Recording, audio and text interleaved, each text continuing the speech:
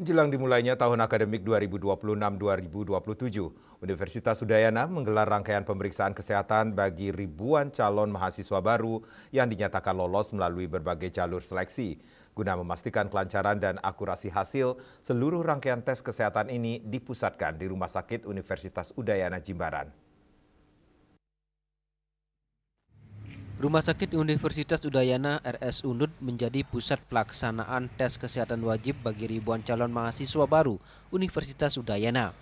Pemeriksaan kesehatan ini merupakan syarat wajib yang harus dipenuhi oleh seluruh calon mahasiswa untuk memastikan kesiapan fisik dan mental dalam menempuh masa perkuliahan.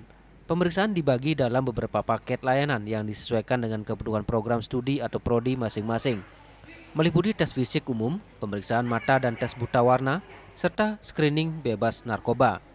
Calon mahasiswa berasal dari semua jalur penerimaan mahasiswa UNUD, yakni dari jalur nasional atau SNPMB, SNBP atau Seleksi Nasional Berdasarkan Prestasi, jalur SNBT atau Seleksi Nasional Berbasis Tes, jalur mandiri UNUD dan jalur khusus dan internasional. Demi mencegah penumpukan dan menjaga kenyamanan para pasien umum lainnya, jadwal pemeriksaan dibagi menjadi beberapa gelombang. Hingga saat ini lebih dari 1.600 calon mahasiswa yang berdomisili di Bali sudah melakukan tes kesehatan yang dilaksanakan sejak bulan Mei 2026 dan berlangsung dalam 4 gelombang tes.